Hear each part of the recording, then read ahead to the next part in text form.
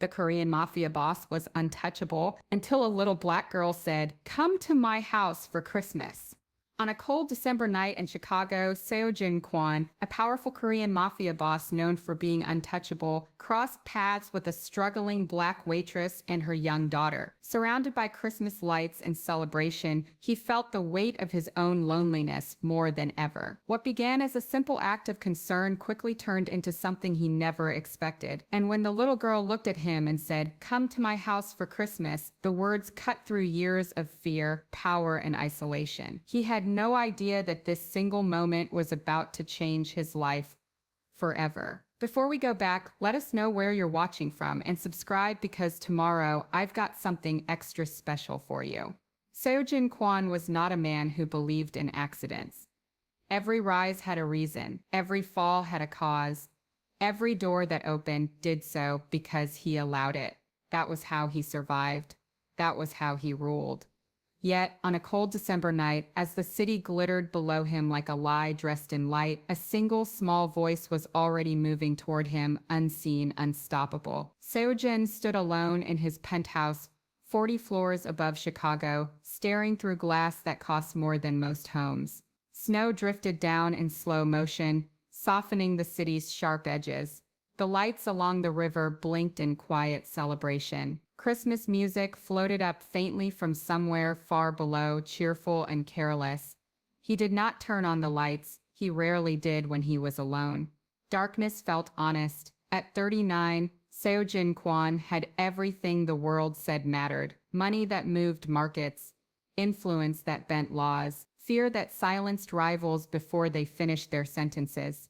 He had come to America from Busan with $200, a borrowed winter coat, and a promise to himself that he would never be small again.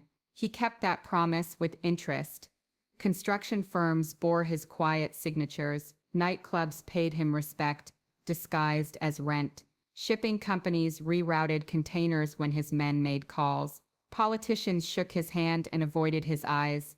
The police knew his name and never said it out loud. Untouchable. That word followed him everywhere. He poured soju into a crystal glass and drank without tasting it. 3 years earlier, his mother had died alone in a hospital room in Korea while he was ending a territory dispute that left 6 men dead and his power unquestioned. He had told himself he would call her the next day. There was always a next day until there wasn't. His younger sister had stopped answering his calls after that. She said she didn't recognize the man he'd become. Seo-Jin told himself he didn't need recognition. Respect was enough. But respect didn't sit with you on Christmas Eve. His phone buzzed. "Boss," said Minho Park, his second in command. "The numbers from the West Randolph restaurant are ready. You said you wanted to look at them before the holidays." Seo-Jin checked the time. "Tonight," a pause. "You usually wait until after Christmas." "Tonight," Seo-Jin repeated. "Yes, sir." An hour later, he was seated in a corner booth of the Italian restaurant he owned, but rarely visited. It was warm inside, loud with laughter and clinking glasses. Couples leaned close, families toasted early. A group of coworkers argued playfully over wine.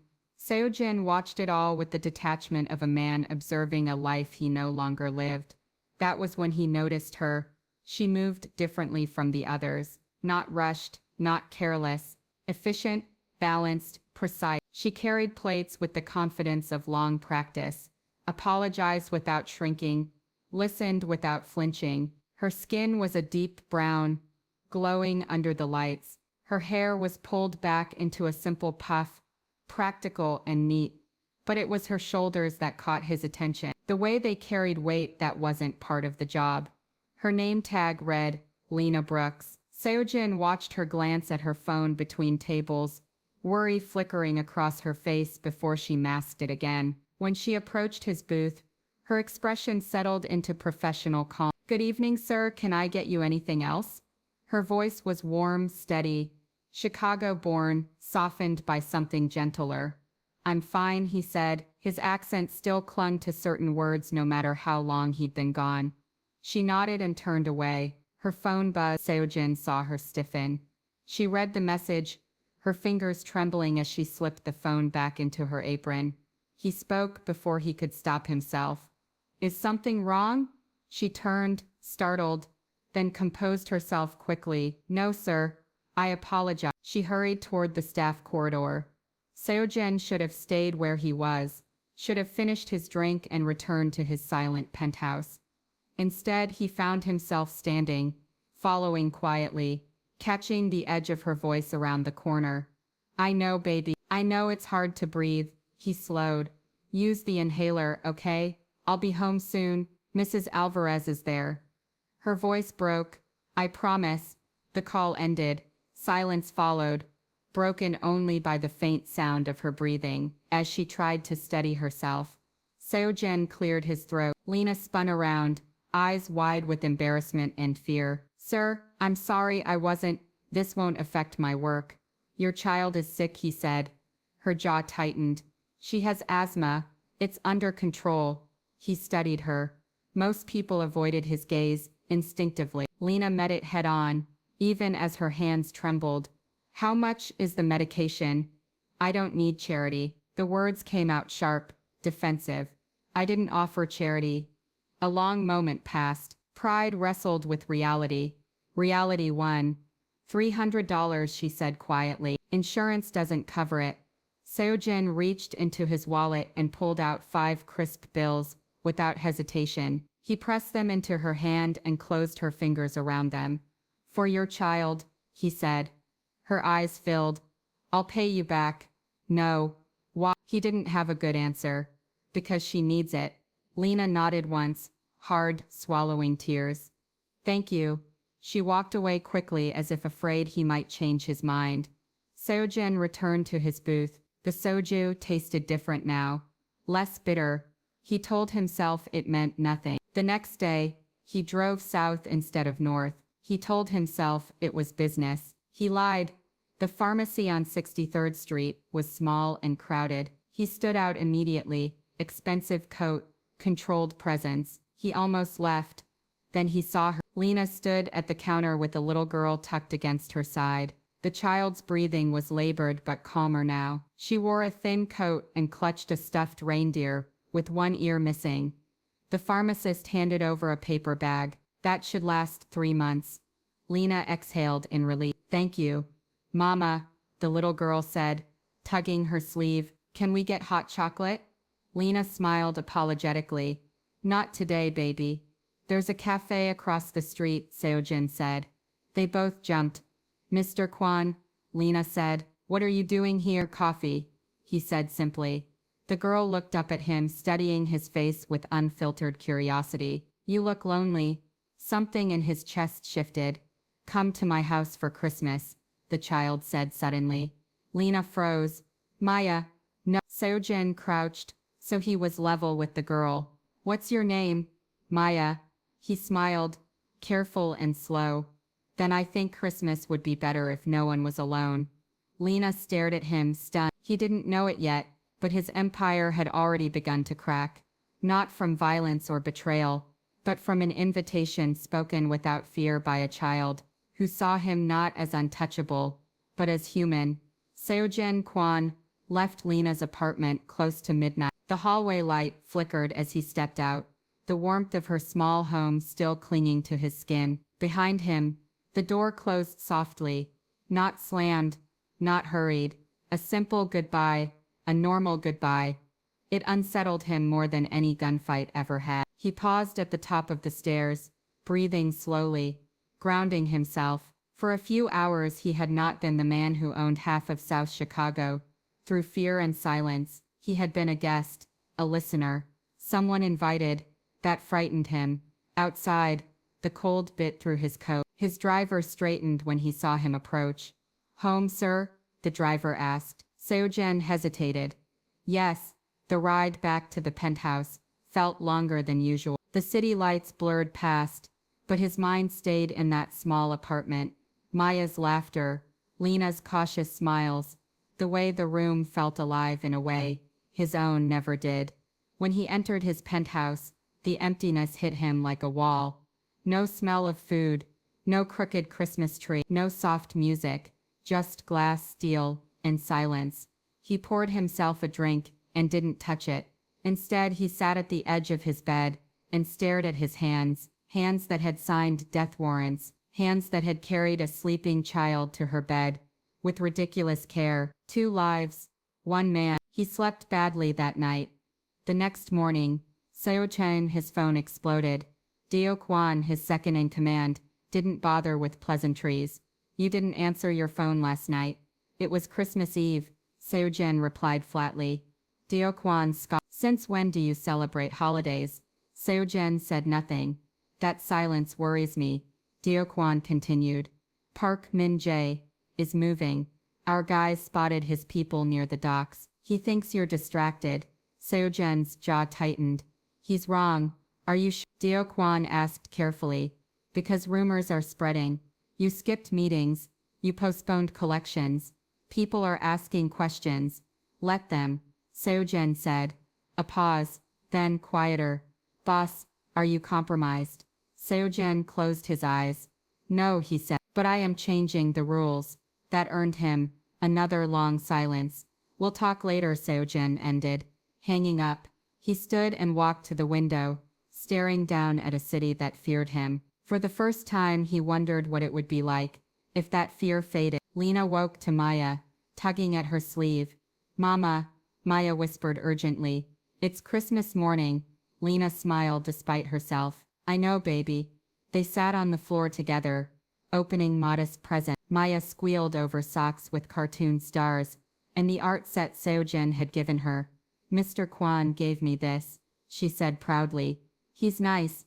Lena watched her daughter carefully. He is complicated. Are you going to see him again? Maya asked. Lena hesitated. I don't know. Maya frowned. But he said he'd come back. Children remembered promises. Adults didn't mean to make. Lena spent the rest of the day uneasy. She replayed moments from the night before. The way Seo-Jin watched Maya like something precious. The heaviness behind his eyes. The unmistakable power he carried. Even when he tried to soften it. She knew men like him existed. She had served them drink, watched them tip excessively, and speak too quietly. But none had ever sat at her table and washed dishes afterward. That contradiction scared her.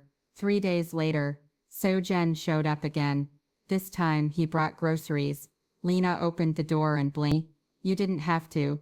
I wanted to, he said simply. Maya popped up behind her mother. Mr. Kwon. She hugged him without hesitation. Seo-Jin froze for a fraction of a second, then knelt and returned the hug carefully, like it might break. I brought ingredients, he said. If that's all right. Lena stepped aside. You're welcome.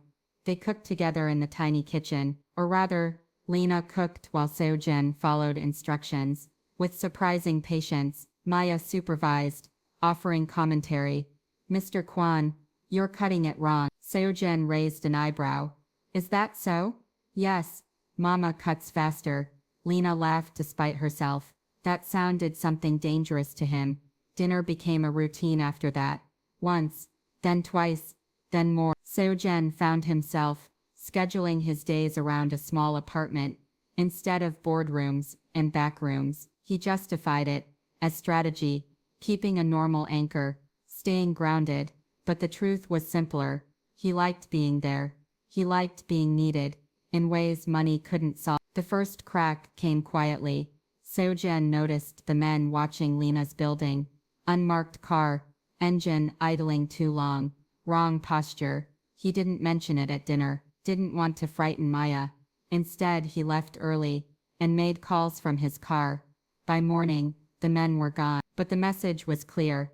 His world was bleeding into theirs. You're different, Seo Kwon said a week later. During a private meeting, Seo-Jin didn't deny it. You don't kill needlessly anymore, Seo Kwon continued. You negotiate. You delay. Some people think you're going soft. Let them think that, Seo-Jin replied. That kind of thinking gets men killed. Seo-Jin leaned forward, eyes sharp. Anyone who touches what's mine dies. Slowly, Seo Kwon stiffened. What's yours? He asked carefully. Seo-Jin didn't answer, but the warning was clear. The breaking point came on a snowy Thursday evening. Seo-Jin was driving Maya home from school. Lena had hesitated at first, then agreed after weeks of reliability and promises of safety. Maya chatted happily in the back seat. Then the black sedan appeared. Seo-Jin reacted instantly. Too late. The road blocked, doors opened, guns visible. Maya, Seo-Jin said calmly, terror ripping through him. Duck, like we practiced. She did. The confrontation was brutal and fast. Seo-Jin ended it in under 2 minutes. When silence fell, his hands were shaking. He turned slowly. Maya was crying silently, eyes wide with fear. In that moment, Seo-Jin Kwon knew something irreversible had happened. He had crossed a line he could never uncross. Lena didn't scream when she saw Maya's face. That scared him more. She listened to everything. Every word. Every detail. When he finished, she spoke softly. You brought violence to my child. Yes. You put her in danger. Yes. Silence. Then, so don't run. Seo-Jin looked up sharply. Don't decide for us, Lena said. Tears in her eyes but voice steady. Stay. Fix it. Be better. He swallowed hard. I don't know how. Then learn, she said. With us. For the first time since childhood, Seo-Jin Kwon was afraid. Not of enemies. Not of death. But of losing something worth protecting. And that fear changed everything. Seo-Jin did not sleep that night. He sat alone in his penthouse. Lights off, city glowing beneath the glass. Like a living thing. Every sound felt louder than usual. The hum of traffic. The faint ticking of an expensive clock he'd never bothered to change. Maya's face kept replaying in his mind. The way her small shoulders shook when she cried. The way she had obeyed him instantly, trusting him without question. The way fear had replaced wonder in her eyes. That was on him. For the first time in his life, Seo-Jin Kwon understood what it meant to fail someone who mattered. He pulled out his phone and made one call. Dear Kwon, he said quietly, cancel everything for the next 2 weeks. A pause. Boss? I'm restructuring, Seo-Jin continued. Starting now. Anyone connected to Min-jae, cut them off. Anyone who questions it, watch them. You're declaring war. No, Seo-Jin replied. I'm ending one. He hung up before Deokwon could respond. The next morning, Lena woke to the sound of knocking. Her heart leapt into her throat before she even reached the door. It was Seo-Jin. No suit, no driver, no guarded posture, just him. I came to apologize again, he said quietly, not with words, with action. She studied him for a long moment. Come in. Maya peeked from behind the couch, cautious but curious. Seo-Jin crouched to her level, careful not to rush her.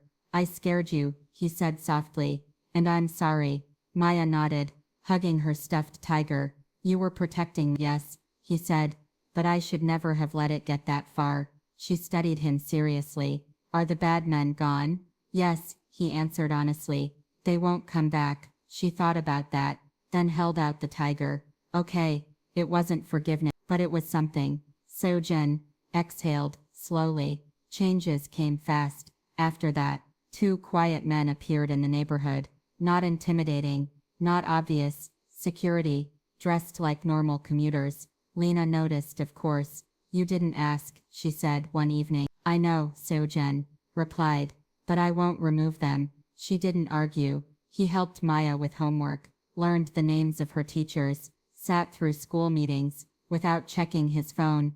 The man who once ruled through fear, now waited patiently in plastic chairs. It was surreal and dangerous. Not everyone accepted the change. Dear Kwon confronted him. A week later, you're dismantling everything we built, he said flatly. Seo-Jin didn't look up from the file he was reviewing. I'm redirecting it. You're weakening it. No, Seo-Jin said calmly.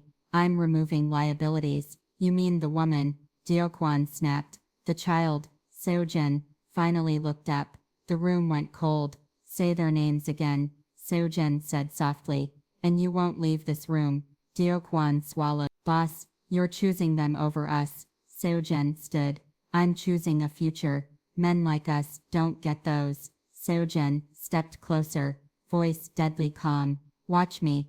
Lena saw the cost before Seo-Jin admitted it. He grew quieter, more guarded. Bruises appeared that he waved off too easily. You're fighting again, she said one night. Yes, he admitted, to stop future ones. She touched his hand. I didn't ask you to burn your world down. No, he said. You asked me to stay. That night, for the first time, they didn't sit apart. They didn't rush. They simply leaned into each other, exhaustion and comfort mingling in the quiet. Maya found them asleep, on the couch the next morning. She smiled. The real threat surfaced a month later. A letter arrived at Seo-Jin's office. No return address. One sentence. You can't walk away from blood. Seo-Jin stared at it for a long time. That night, he told Lena everything. Not softened, not edited. When he finished, she was pale, but steady. If you leave, she asked quietly, will they follow? Yes, and if you stay, they'll test me. She nodded. Then we prepare. He searched her face. You're not afraid. I am, she admitted. But I won't raise my daughter teaching her to run from monsters. Something in him broke and healed at the same time. The attack came when they least expected it. A quiet Sunday afternoon. Maya coloring, Lena cooking. The power cut out. Seo-Jin was already moving. He locked doors, ushered them into the back room, and stood alone in the hallway. The men who entered were professionals. They didn't leave. When it was over, sirens wailed in the distance. Seo-Jin leaned against the wall, bleeding, shaking. Lena ran to him. You stayed, she whispered. Yes, he said hoarsely. I stayed. Maya peeked out, eyes wide. Seo-Jin knelt despite the pain. It's over, he said. I promise. She hugged him, this time, without hesitation. The city noticed. Whispers spread. Rivals disappeared. Violence dropped. The untouchable boss had changed, and anyone who tried to exploit it paid dearly. But something else changed too. Seo-Jin moved Lena and Maya to a quiet house with a yard. Not extravagant, safe. He attended school plays, learned bedtime routines, burned pancakes. Lena laughed more. Maya slept better. And Seo-Jin, for the first time in his life, woke up knowing exactly where he belonged. One evening, as snow fell softly outside, Maya looked up from her homework. Mr. Kwon, she said, serious. You're not scary anymore. He smiled faintly. Is that good? Yes, she said. Your family. Seo-Jin closed his eyes, because the most dangerous thing that had ever happened to him was being invited into a home. Winter settled fully into the city, slow and heavy, as if the world itself was taking a breath after violence. For Seo-Jin Kwon, every quiet day felt unreal. He woke up in a house that smelled like coffee and toast, instead of gun oil and expensive cologne. He listened to the sound of a child humming off-key while brushing her teeth. He learned that mornings had rhythms, shoes by the door, forgotten homework, Lena's sigh when Maya spilled juice again. It should have felt temporary. Instead it felt terrifyingly permanent, and permanence was dangerous. The city did not forget who Seo-Jin was. Even as violence declined, even as his name stopped appearing in police whispers, old alliances shifted uneasily. Men who had built their careers on fear did not trust mercy. A vacuum always invited pressure. Do-Kwon returned 3 weeks after the failed hit, limping slightly, his expression harder than before. You survived, he said. So did the city, Seo-Jin replied. They stood in the office, overlooking the river. The glass was newly replaced from the last attack. You can't keep both worlds, Do-Kwon said. They'll make you choose. Seo-Jin didn't deny it. I already have. You chose a woman and a child. I chose responsibility. Do-Kwon scoffed. Responsibility is a lie we tell ourselves when we're tired of being feared. Seo-Jin stepped closer. Fear built this empire. Responsibility will keep it from destroying innocent lives. And if they die because of you, Do-Kwon pressed, if your enemies decide making an example of them is easier than coming for you. Seo-Jin's jaw tightened. Then I become worse than I ever was. The room went silent. Do-Kwon exhaled. You're gambling with things you can't replace. I know, Seo-Jin said. That's why I'm careful. Do-Kwon studied him for a long time. Then slowly, he bowed his head. I'll stay, he said. But if this collapses, I won't go down quietly. Seo-Jin nodded. Neither will I. Lena felt the shift before Seo-Jin spoke a word. He grew tense again, quieter. His hand hovered near his phone during dinner. You're preparing for something, she said one night. Yeah, is it coming here? He met her eyes. No, I won't allow that. You don't control everyone. No, he admitted, but I control enough. She folded her arms. I need the truth, Seo-Jin, not half of it. He sat down across from her, hands flat on the table. There are men who believe weakness is contagious, he said. They think I've become soft. They will test that belief, and if they do, I end it. The finality in his voice scared her more than anger ever could. You promised Maya you'd stay, she said quietly. I will, he replied. That's exactly why I'm doing this. Maya's school hosted Winter Festival the following Friday. Seo-Jin stood awkwardly in a gymnasium decorated with paper snowflakes, surrounded by parents who had no idea who he was. He wore a plain coat, no guards. Maya spotted him instantly. You came, she shouted, racing across the floor. Of course, he said, catching her easily. Lena watched from across the room, heart tight. For a few hours, life felt normal, too normal. That was when Seo-Jin noticed the man by the exit. Wrong posture, wrong eyes. Seo-Jin didn't react. He waited. The man left without incident, but the message was clear. We can reach you anywhere. That night, Seo-Jin didn't sleep. The countermove came quietly. No gunfire, no bodies, just paperwork, accounts frozen, licenses revoked, anonymous tips that led to arrests. Seo-Jin dismantled an entire rival network without touching a weapon. The old bosses didn't understand it until it was too late. Power had changed shape, and Seo-Jin was redefining it. Lena learned the truth from the news. They're calling it the cleanest takedown in a decade, she said, watching the screen. Yes, you did this. Yes, she turned to him slowly. How many people were hurt? None who weren't already hurting others. She searched his face. You're not proud. No, he said. I'm relieved. That night, she reached for him first. It was quiet, slow, careful, two people choosing connection in a life that rarely allowed it. But safety is never absolute. 3 days before Christmas, Maya came home quiet. What's wrong? Lena asked. Maya hesitated. A boy said, he said. My dad is scary. Lena stiffened. What did you say? I said he's not my dad, Maya whispered. But he still protects me. Seo-Jin felt the words like a knife. That night, he sat with Maya on the couch. Do you want me to leave? He asked gently. Her head snapped up. No, some people think I'm frightening, he said honestly. And sometimes they're right. She climbed into his lap. You're scary to bad people. That's good. He laughed softly despite himself. But, she added seriously, you're safe to us. Something broke open inside him. On Christmas Eve, snow fell thick and silent. The same day that had changed everything a year earlier. Seo-Jin stood in the kitchen, watching Lena cook, Maya decorating cookie. He felt the weight of time press down on him. I need to ask you something, he said suddenly. Lena looked up. That sounds serious. It is. He knelt, not dramatically, just because it felt right. Maya, he said softly, would you be angry if I stayed forever? Eyes widened. Like, always. Yes, she thought for a moment, then smiled. Only if you keep helping with homework. He smiled back. He stood and turned to Lena.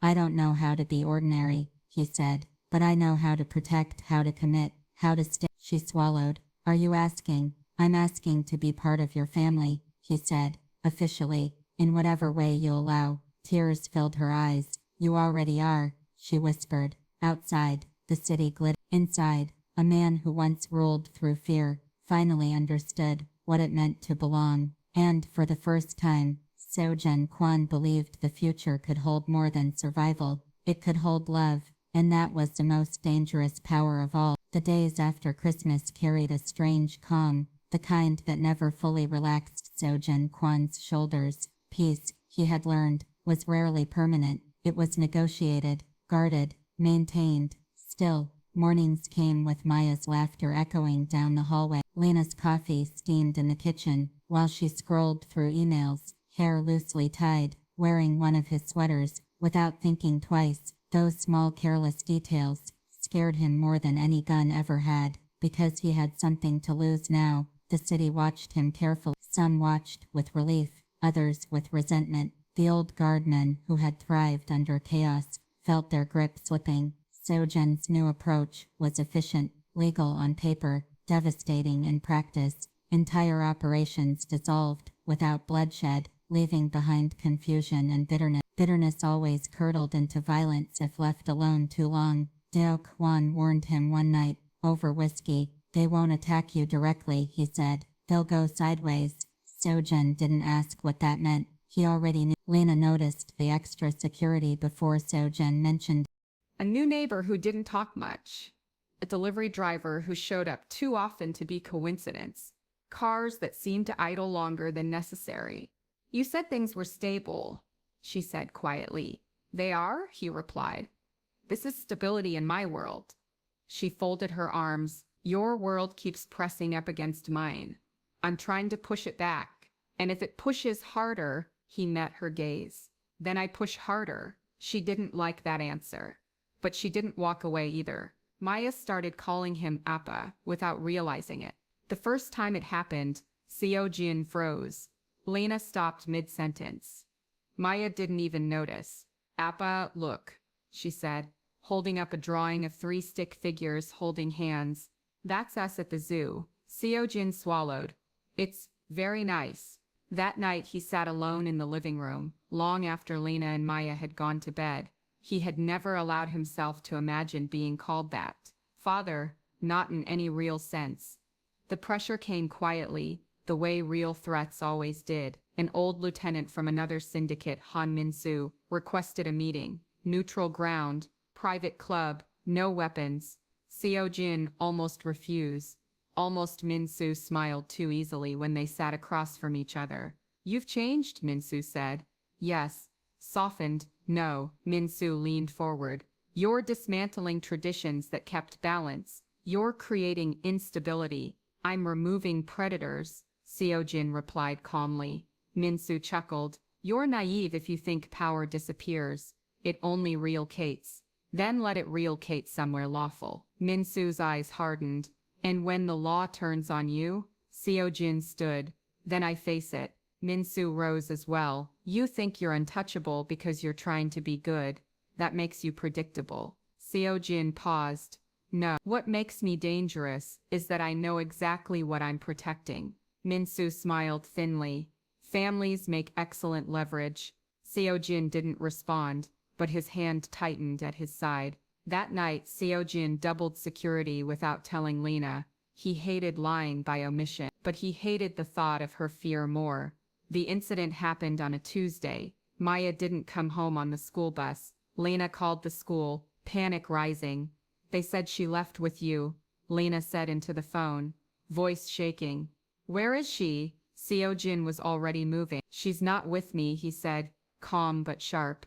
Lock the doors. Don't answer anyone. I'm coming. By the time he arrived, Maya was home, safe, confused, crying. A substitute teacher had mistaken another man for Seo-Jin. The man had vanished the moment questions were asked. It was a test, a warning. Lena didn't speak at first. She just held Maya tightly, shaking. When Maya finally fell asleep, Lena turned on Seo-Jin. They touched her world, she said, voice breaking. They came close. I know. You promised. I promised I wouldn't allow harm. And I won't. She slammed her hands against his chest. Your promises don't stop bullets. He didn't move. No. But my choices can. And what if your choices cost us everything? Silence stretched between them. Seo-Jin finally said, the words he had avoided. Then I walk away. Lena stared at him. You don't mean that. I do. You'd leave? If staying puts her in danger. Her anger faltered, replaced by fear. You don't get to disappear from her life like that. I won't if I can prevent it. She stepped back, exhausted. I need you to fight smart, Seo-Jin. Not like a king defending territory, like a father protecting a child. The word landed heavy. I'm learning, he said quietly. The next move wasn't his. It came from the city. An investigation opened. Official, quiet, dangerous. Not aimed directly at Seo-Jin, but circling close enough to force exposure. Min-soo's fingerprints were all over it. Seo-Jin had a choice. Fight it openly, and drag Lena and Maya into headlines, or disappear entirely. He chose a third option. He testified, not against himself, But against Min-soo, it was a controlled burn, secrets traded for protection. A line drawn so publicly that crossing it would invite federal attention no one wanted. The fallout was immediate. Min-soo fled the country. Several syndicates collapsed overnight. Seo-Jin lost allies. He gained enemies. But something else happened. The city stopped whispering his name in fear. They started saying it with caution. Respect. The house felt different after that, lighter, but also fragile. One night, Lena sat beside him on the couch, head resting against his shoulder. "You didn't tell me how close it was," she said. "I didn't want to scare you." She sighed. "I wish you'd trust me with the fear." He closed his eyes. "I'm trying to protect you from it. Sometimes protection looks like honesty." He nodded slowly. Spring approached. Maya grew louder, taller, braver. She brought home school forms, with Seo-Jin's name written neatly under parent guardian. He didn't correct it. One evening, Maya asked, "If you're not my real dad, what are you?" Seo-Jin thought carefully. "I'm the man who chose you," he said. She smiled. "That's better." The threat hadn't vanished. It never would, but Seo-Jin no longer faced it alone, and that made all the difference. Still, deep inside, he knew one truth remained untested. You can dismantle empires. You can rewrite power, but the past always demands its final reckoning, and it was coming. Not yet, but soon. Spring did not bring peace. It only softened the ground for what had already been planted. Seo-Jin Kwon knew this the way a soldier knows the silence before an ambush. The city looked calmer on the surface, fewer violent headlines, fewer whispers attached to his name, but beneath that calm ran resentment, ambition, and unfinished business. Power never forgave those who tried to leave it quietly. The first sign came from an unexpected place. Maya's school. Lena was the one who noticed the letter slipped into Maya's backpack. Plain envelope. No return address typed instead of handwritten. "Dear parent or guardian," it read. "We are updating our records and require additional verification regarding Maya Park's custodial arrangements." Lena read it twice, then a third time. Her stomach tightened. She showed it to Seo-Jin that evening. "They want paperwork," she said. "Birth certificates, guardianship records, everything." Seo-Jin's jaw tightened. "This didn't come from the school." "No," Lena agreed. "It feels pushed." Seo-Jin already knew what it was. Pressure. Not with guns, not with threats, with systems, the safest kind of weapon. The next week, it escalated.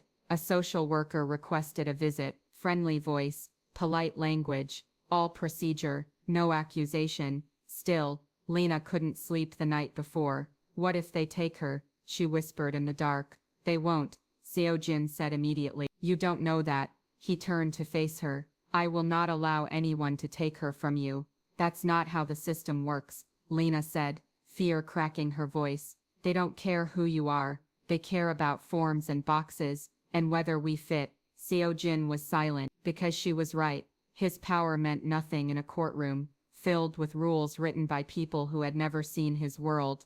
The visit went badly. Not hostile, worse, clinical. The woman asked careful questions, took notes, smiled politely. Maya answered honestly, proudly. "I live with Mama and Appa," she said.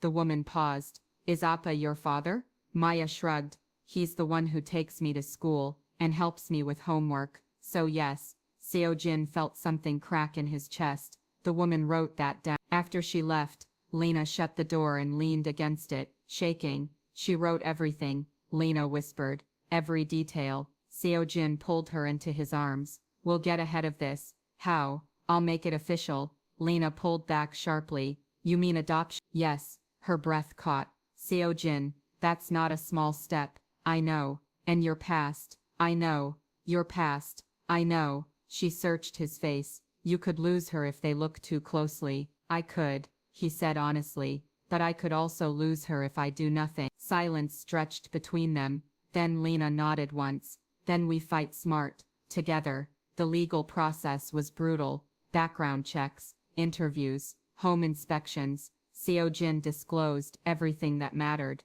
Not all the blood, but enough truth to show intent. Reform, cooperation. He leveraged what power he still had. Lawyers, records, testimony, already given.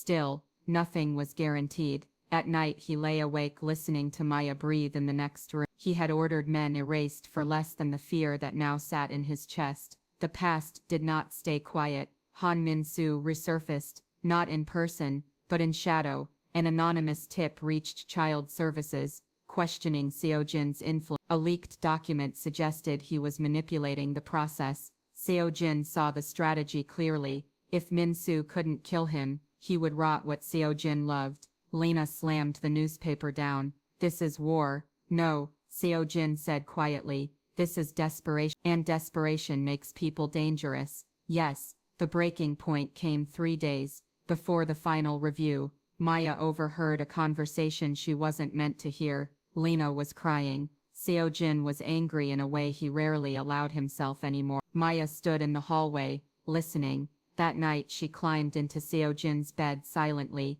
Are they going to make you leave? She asked. Seo-Jin's heart stopped. He sat up slowly. Why would you think that? Because grown-ups whisper when they're scared, she said simply. And people always leave when things get hard. Seo-Jin pulled her into his arms, holding her tightly. Listen to me, he said, voice steady but low. I am not leaving, ever. No paper, no person, no fear will make me leave you. But what if they say you can't stay? Then I will fight them, until they listen. And if they don't, he pressed his forehead to hers, then I will build a world where they don't get to decide. Maya thought about this. Then she nodded. Okay, I trust you. That trust terrified him more than any enemy. The hearing was quiet. A conference room, fluorescent lights, files stacked neatly. Lena held Seo-Jin's hand under the table. Maya sat coloring, unaware of how much hinged on the moment. The board reviewed documents,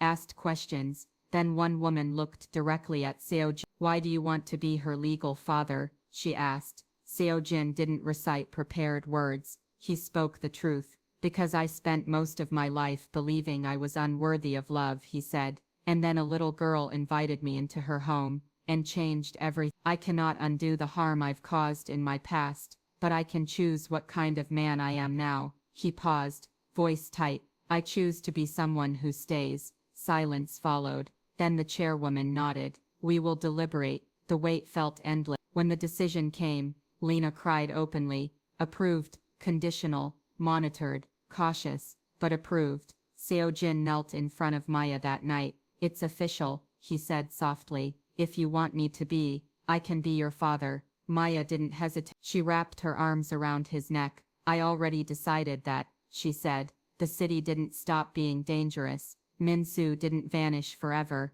but something fundamental had shifted. Seo-Jin no longer stood alone. He was no longer untouchable because of fear. He was untouchable because he had learned what mattered, and would burn the world down to protect it. And the man who once ruled through shadow, now understood the most dangerous truth of all. Love was the only power worth risking everything for. The reckoning was not over, but for the first time, Seo-Jin Kwon was ready for whatever came next. Summer arrived with heat that clung to the city like a warning. For Seo-Jin Kwon, approval papers and smiles from social workers did not mean safety. They meant exposure's name was now threaded through legal systems, family courts, school records, places he had once avoided with precision. Love had dragged him into the light, and the light had teeth. He accepted that, but the city did not. Han Min-soo did not forgive humiliation. Exile had not softened him, it had sharpened him. From overseas he rebuilt quietly, using proxies, laundering influence, through legitimate fronts. His message was subtle but consistent. Seo-Jin had crossed a line, not by betraying the underworld, but by believing he could leave it. The first retaliation was economic. Contracts Seo-Jin had renegotiated, collapsed overnight. A construction permit stalled. A licensing board lost paperwork. None of it illegal, all of it deliberate. Dakwon reported it calmly. They're testing endurance, he said. Seeing how much pressure you can take before you snap. Seo-Jin leaned back in his chair. Let them test. But when Dakwon hesitated, Seo-Jin looked up. What? They're not aiming at you directly anymore, Dakwon said. They're watching your home. Seo-Jin's calm fractured. Lena noticed the change before he admitted it. He checked locks twice. windows 3 times. He stopped taking Maya to school himself. You're pulling away, Lena said one evening. I'm protecting you. No, she replied quietly. You're retreating. He turned to face her. I won't let them see you as leverage. They already do, she said. And you disappearing won't change that. Maya sat cross-legged on the floor nearby, pretending to draw while listening carefully. That night she crawled into Lena's bed. Is Appa mad at us? She asked. Lena swallowed. No, baby. He's scared. Maya frowned. Of what? Of losing us. Maya considered that seriously. Then we should help him. The opportunity came unexpectedly. A city charity gala, children's health initiative, public, televised, politicians everywhere. Seo-Jin was invited. He declined immediately. Then Maya overheard the conversation. Why won't you go? She asked. Because it's dangerous. She tilted her head. But if bad people see you being nice, doesn't that confuse them? Seo-Jin stared at her. Lena smiled faintly. She has a point. It's a trap, he said. Everything in your world is a trap, Lena replied. That doesn't mean you stop living. Seo-Jin hated that she was right. He went, not as a kingpin, not as a shadow, as a donor, a father, a man in a tailored suit holding a little girl's hand. The cameras loved Maya. She smiled too easily, asked too many questions, hugged strangers without fear. Seo-Jin kept his hand firm on her shoulder the entire night. When a reporter asked, "Is this your daughter?" Seo-Jin answered without pause, "Yes." The word echoed louder than any gunshot ever had. Min-soo saw the footage within minutes. The message was unmistakable. Seo-Jin had chosen visibility, so Min-soo chose escalation. The kidnapping attempt failed, barely. A van, 2 men, after-school pickup chaos. Security intervened in seconds, but the damage was done. Maya saw the men, heard the shouting, felt hands grab her backpack. She screamed for Seo-Jin. That scream broke something ancient inside him. That night Seo-Jin sat alone in his office, hands steady but eyes hollow. Dakwon waited silently. They crossed the line. Seo-Jin said, "Yes, there will be consequences." Dakwon nodded. Total war. Seo-Jin shook his head slowly. "No," he said. Total erasure. He did not move recklessly. He dismantled Min-soo's support structure piece by piece. Financial assets frozen. Political shields exposed. Allies offered immunity in exchange for testimony. No bullet, no headlines, just collapse. Min-soo went into hiding. Again, but this time he had nowhere left to stand. Lena watched Seo-Jin closely during those weeks. He was colder, sharper, but he came home every night. He read Maya stories, helped with homework, sat on the floor and built puzzles. "Are you going to disappear again?" Lena asked one evening. "No," he said firmly. "I'm ending this." She nodded. "Just don't lose yourself doing it." He touched her hand. "You're the reason I won't." Maya had nightmare. She didn't scream. She just crawled into Seo-Jin's arms, shaking. He stayed awake until dawn, whispering reassurances he wasn't sure he believed yet. "I'm here," he told her over and over. "I'm here." The final confrontation came quietly. A message delivered through channels. Seo-Jin thought long dead. "Meet me, alone, end this." Lena read the message over his shoulder. "You can't go. I have to. You could die. So could we if I don't." She held his face. "Come back." He kissed her forehead.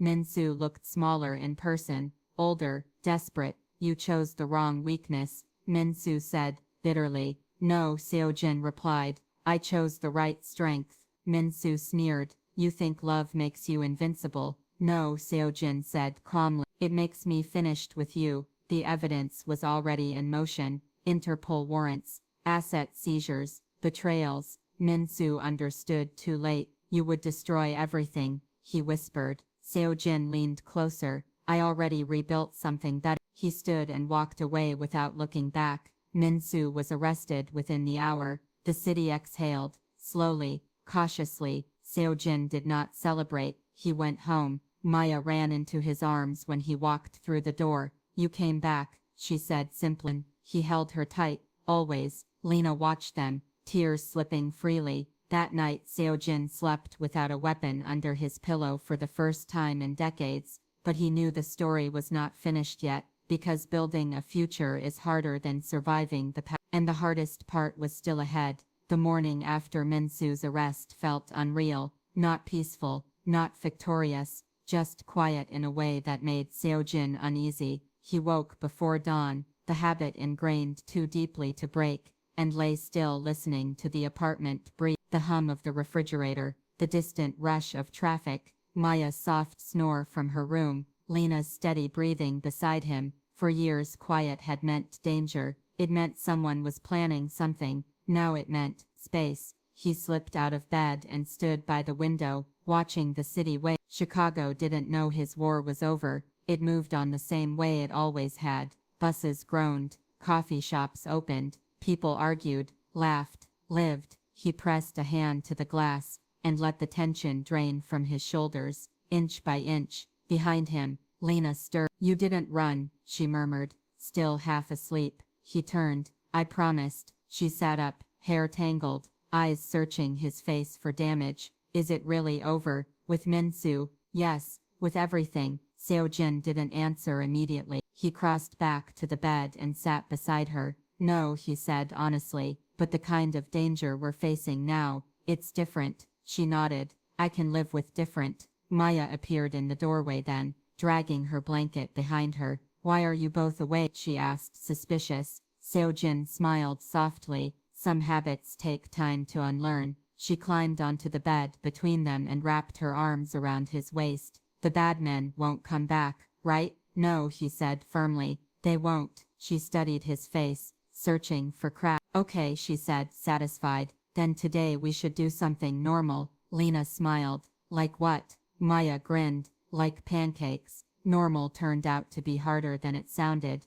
At the grocery store, Seo-Jin flinched when a cart slammed nearby. At the park, his eyes tracked every unfamiliar adult near the playground. At the pancake diner, he automatically chose the seat with a clear view of the entrance. Lena noticed everything. She didn't comment. Instead, she slid her hand into his when the waitress took their order. "You're allowed to breathe," she whispered. He squeezed her fingers. "I know." Maya drowned her pancakes in syrup, and announced to the entire restaurant that her appa made the best eggs in the world, even though he had never made eggs in his life. Seo-Jin laughed, surprised by the sound. It felt rusty, but good. The following weeks were full of adjustments, some small, some massive. Seo-Jin stepped back from daily operations, transferring authority to vetted managers. Legitimate businesses took priority. Illicit channels were shut down or sold off quietly. Kwon watched the changes with wary respect. "You're dismantling your own power," he said one afternoon.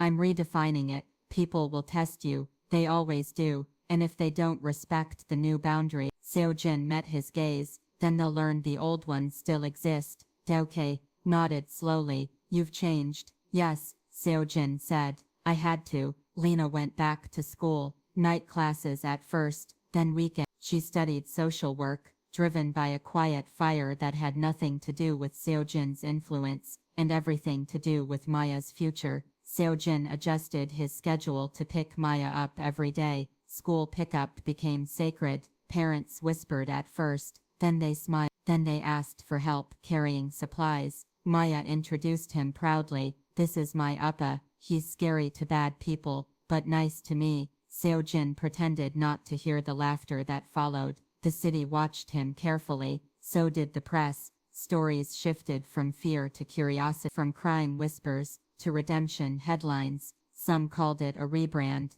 others called it a lie. Seo-Jin didn't care. He wasn't trying to convince the city, he was trying to convince himself. One evening, Lena found him in the kitchen, staring at nothing. "What's wrong?" she asked. "I don't know who I am without the war," he admitted. She leaned against the counter. "You're learning," he exhaled. "What if I fail?" She stepped closer. "Then we adjust. Together." Maya burst in wearing a paper crown. "I'm the queen now." Seo-Jin bowed deeply. "My apologies, Your Majesty." She giggled and climbed onto a chair. "Queens need castles. When are we moving to a house?" Lena froze. Seo-Jin met her eyes. They had not discussed this yet. "Would you want that?" he asked carefully. Maya nodded enthusiastically. "With a yard, a tree, and a dog." Lena laughed nervously. You're planning far ahead. Seo-Jin didn't look away. I can. The silence stretched. Lena swallowed. I'm scared. So am I.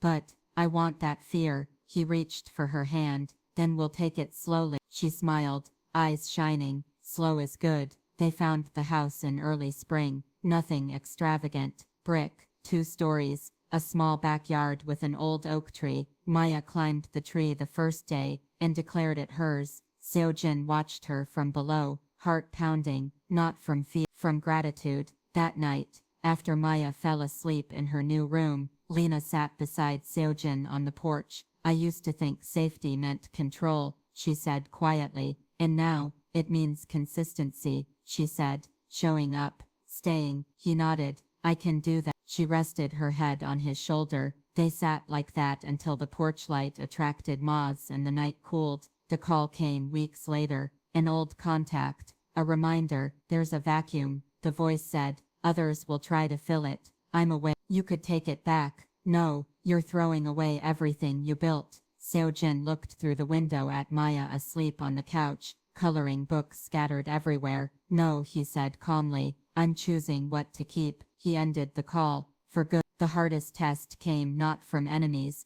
but from himself.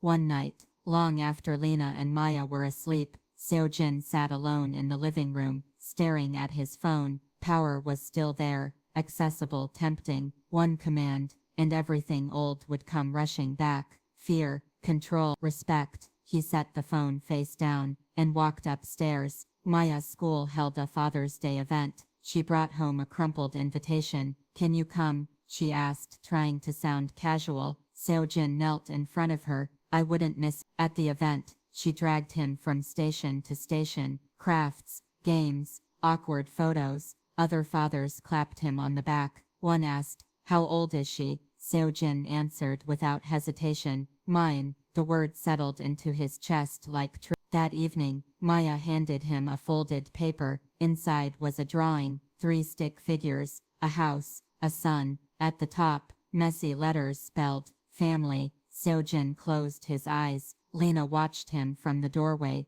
tears already falling. Later that night, after Maya was asleep, Seo-Jin stood in the kitchen, holding a small box. Lena frowned. What's that? His hands shook slightly. Something I should have done earlier. Her breath caught. Seo-Jin. He opened the box. The ring was simple. No statement. Just commitment. I don't know how to be perfect, he said, but I know how to stay and fight for this, for you, for her. She covered her mouth. I want to be your husband, he continued. If you'll let me. Silence. Then Lena laughed through tears. You don't do things halfway, do you?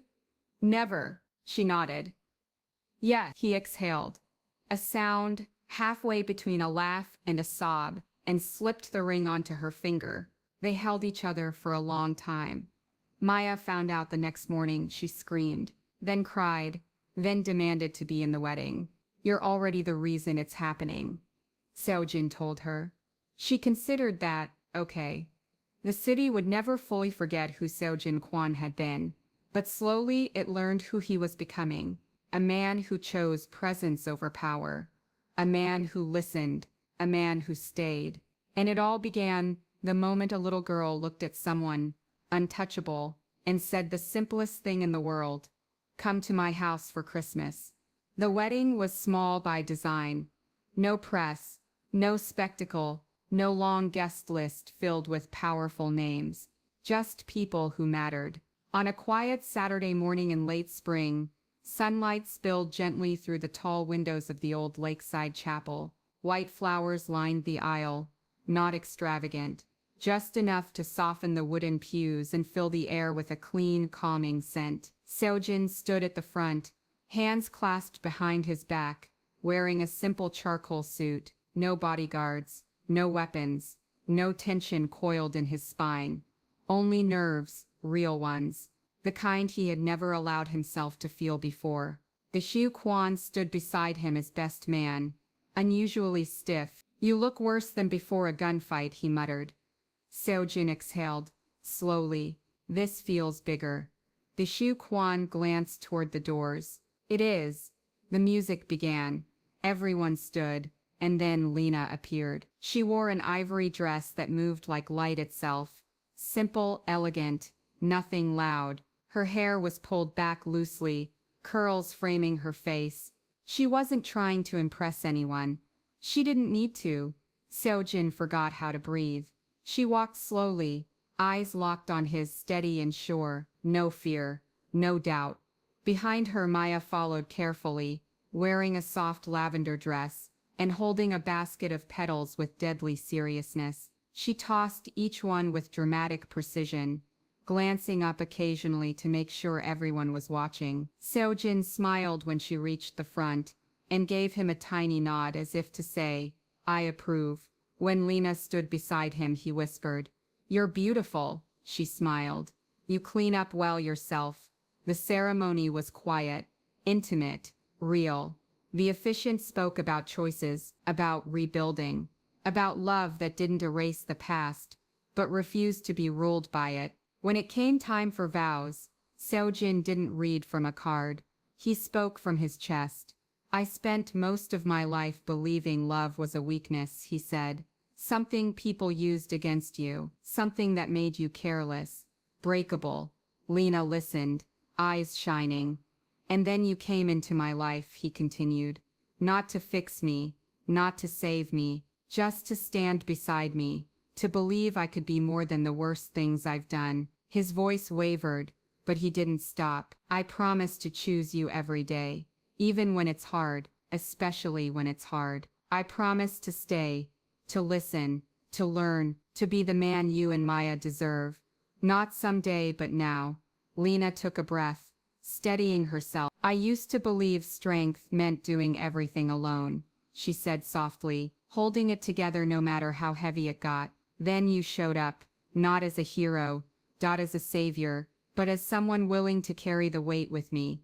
She smiled through tears. "I promise to walk with you, not behind you, to remind you who you are when the past tries to pull you backward, to love you honestly, fiercely, and without fear. We are not perfect, but we are real, and I choose this life with you." When the officiant pronounced them married, the room exhaled. Maya clapped first, very loudly. "I knew it," she announced to the entire chapel.